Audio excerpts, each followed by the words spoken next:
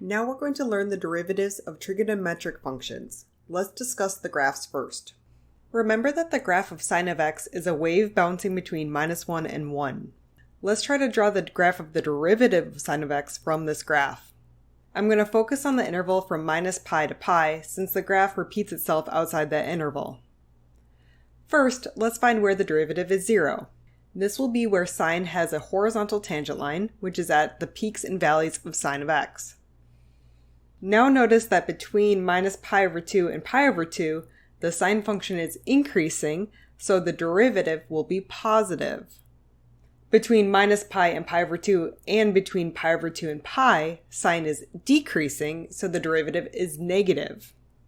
Also notice that sine of x is steepest at minus pi, 0, and pi, so its derivative peaks and valleys at these points.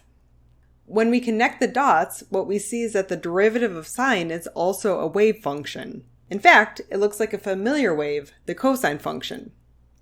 What we found is that the derivative of sine of x is cosine of x. When we try the same technique with cosine of x, what we see is that the derivative isn't exactly sine of x, it's sine of x flipped across the x-axis. That means that the derivative of cosine of x is negative sine of x. An easy way to remember this is to call this symbol by its other name, minus sine. So the derivative of cosine of x is minus sine of x.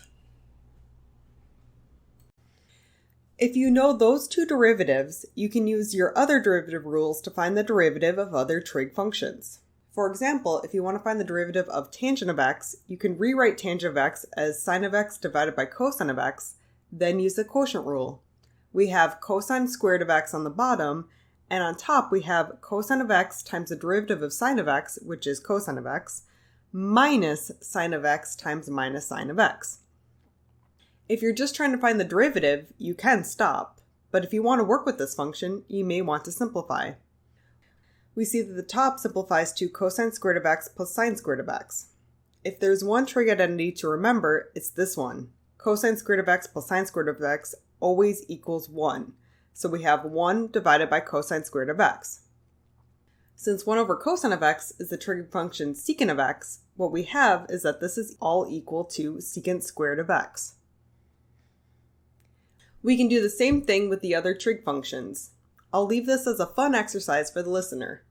I will write all the derivatives down here so we can discuss them. The first thing I want to point out is that the derivatives of cosine, cosecant, and cotangent all have negative signs. Also notice that the derivatives of tangent and cotangent match up, and the derivatives of cosecant and secant match up. The more you practice your derivatives, the easier this will be to memorize. But again, if you end up forgetting one of these, you can derive it using the other derivative rules. Let's do a couple quick examples. If we want to find the derivative of x squared times cosine of x, we need to use the product rule. Our first function is x squared, and our second is cosine of x. So we proceed with the derivative. The derivative of x squared is 2x times cosine of x, plus x squared times the derivative of cosine of x, which is minus sine of x. So this is our derivative. Another example. Let's say we want to find the derivative of sine of x squared.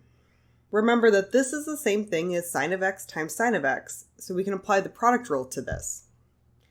We take the derivative of sine of x, then leave sine of x alone, plus leaving sine of x alone, and taking the derivative of sine of x.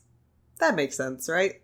Simplifying a tiny bit, we have that the derivative is 2 times cosine of x times sine of x.